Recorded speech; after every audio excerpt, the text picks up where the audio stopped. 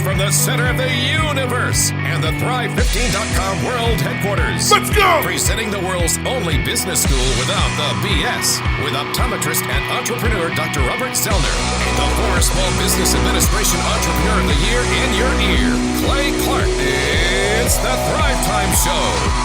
3, 2, 1, boom!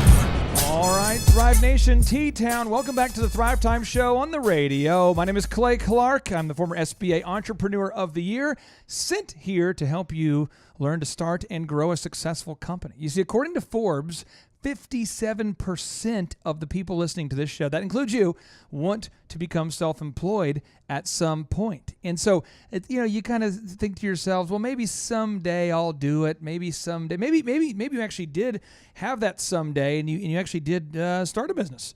And now you find yourself going, oh my gosh, how do I do it? Or maybe you're somebody who's thinking about starting a business someday. Either way, this show is for you. And we always try to bring inside the box that rocks some local Oklahomies, people who know what they're talking about when it comes to running a business. These are people who've actually built a business, grown a business, they're doing it. So if your dream is to own a business, these people are living your dream. They're doing it. They might not feel like they're always living the dream, but they are people who are living that American dream to start and grow a successful business. And so today, I am honored to have two scholars, two gurus, two people who really know what they're talking about. And so the guy today who's attempting to fill in the incredible shoes for Dr. Robert Zoellner. You see, Dr. Robert Zoellner is out there enjoying his time and financial freedom on a beach somewhere today. Sincerely, he's enjoying his time on a beach somewhere. And so we've brought in a guy who grew a business from 2 people to 450 plus people. The business was then acquired. It was sold for over $100 million. He's been featured in 21 irrefutable laws of leadership. So if you go and get that book by John Maxwell, he's in the book. He's quoted in the book. And now he's inside the box. It's Mr. Tim Redmond. Tim, how are you doing? Well, I am doing awesome, Clay. Thanks for letting me come in here and be part of the group here. I don't know if I'm going to fill these shoes here. We'll just have to put my own shoes on. I think you're actually a taller man than he is, and I think your feet might extend beyond the surface area available inside each shoe. I'm going to guess I could out-wrestle him, but probably not out-soccer kick him. Oh, okay. Beautiful, beautiful. Now, Tim, here's an accountability question for you. As you know, our show is sponsored by our good friends at Regent Bank, as well as from Oklahoma Joe's and ZipRecruiter and a whole bunch of different things.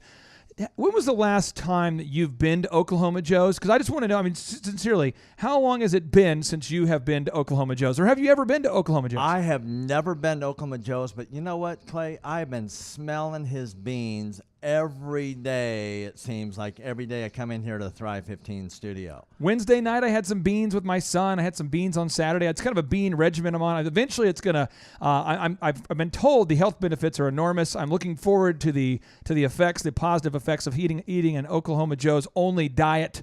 The other day, a wonderful Thriver, a member of our listening community, brought me a baked beans lunch. True story, that happened. Thank you, Thrivers. And we have a Thriver this week, Tim, who sent me a New England Patriots I saw that. executive That's awesome. chair. That is awesome. That was a super gift. So thank you, Thrive Nation. And also inside the box that rocks, we have a lady who knows what she's doing. She is the CEO and the president of the Purcell Group. Miss Stacy Purcell, how are you? Doing great. Glad to be here, Clay. Hey, you have a voice that is definitely made for radio. Have you been practicing? I mean, you're a little bit too good, my friend. I have a degree in broadcasting. I haven't used it in many years. I'm telling you, Oh, wow, that is a smooth. secret power. Okay, now I want to ask you because a lot of people are listening, going, "What is the Purcell Group? What do you do over there, the Purcell Group?"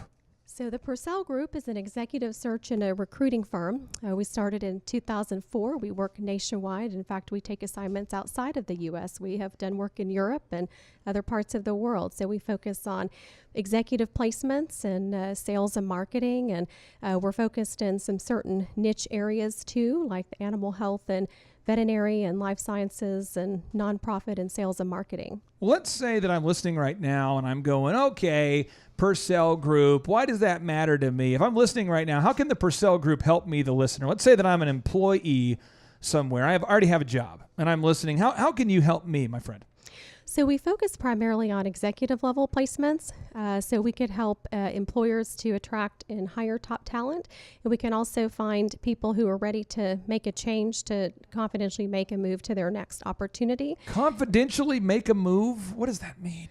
So the people that we place are not typically actively looking for a job. They're not in the market posting their resume, and we reach out to them. We're hired by our clients' organizations to find the top 10% of talent in the marketplace, and we reach out to them and attract them and recruit them to our clients' organizations. All right. Now, Thrivers, here is the scoop. We're talking today about the 4 recruiting epiphanies with Stacy Purcell. You see, she's been doing this for a long time. Although if you're on Facebook Live, you'll notice she looks as though she just turned 22. Was it 22 or is it 23? How old are you now? 22? Is it 22? Is that right, or is it 23? You're making me blush. All right. So anyway, so she is. I've been doing this for a long time. She knows what she's talking about. And one of the things is that you start to see patterns over time. And so you've kind of canonized these. You've sort of written these down into these things I'm calling epiphanies, but they're sort of common denominators that you've seen over and over. And if you're listening right now and you're going, what's an epiphany? Well, an epiphany is like a sudden manifestation or a perception of the essential nature of or meaning of something. So basically, if you go, oh, wow, that's how it works, or now I get it, or that's my aha moment, and that's kind of the deal. So let's get into this first one here. You say, always be open to opportunities. You may be content where you are, but you may be missing something better. What do you mean by that, my friend? So this is my 20th year in executive search and recruiting, and I've noticed that there are 2 types of people. The first type is those who are not open to opportunity, and the second type of people are those who are open to opportunity. So some people are going about their day and their job, they're head down, they're focused on their work, and they might be relatively happy or content or just going about their day. And, I'm in that category. That's me. I'm not open to opportunities. And sometimes an executive recruiter will knock on their door and contact them and ask them if they're open to considering another opportunity, because even if they have a good job now, that doesn't mean that there's not a better job for them someplace else. So when I knock on people's doors like that, not literally but figuratively, I'll call them and say, are you open to looking at other opportunities? Some people say yes, some people say no, and we'll talk a lot more about that today. Now, Tim, I have a notable quotable that I'm going to read here from. This is from Jason Collins. This is the best-selling author of Good to Great and Built to Last. I want you to kind of unpack this because this relates to Jim Collins. I'm sorry, Jason Collins. Am I talking about Jason? Jason Collins was a center for the Nets. I believe the New York Nets. I believe the New Jersey Nets. He had a few good seasons there. Okay. And then Jim, I think, has touched the basketball, but that's about the extent of Jim Collins' experience. This just in, Thrivers. A note to self: Jim Collins. Why would I say Jason Collins?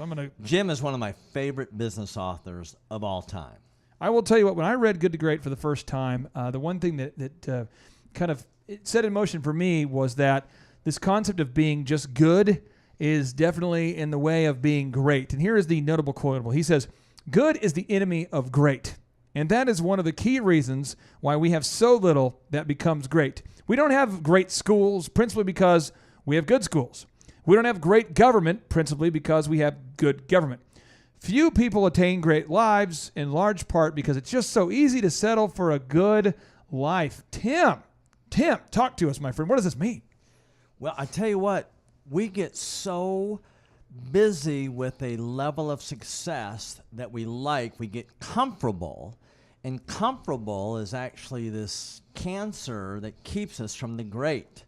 And so I can see Miss Purcell here is knocking on the door, and she really wants to get people that are open to reaching the greatness in the life and not just the goodness. So I tell you, I like this whole quote of the good is the enemy of the great, and that's really what I believe this thing is saying right here. Now, Jim Stovall, a local Tulsa success story, he's the guy who he said he went blind before he really gained a vision for his life. He's an amazing guy, Clay. He became a multimillionaire after going blind, and he sent us an advanced copy of his newest book here called The Art of Productivity.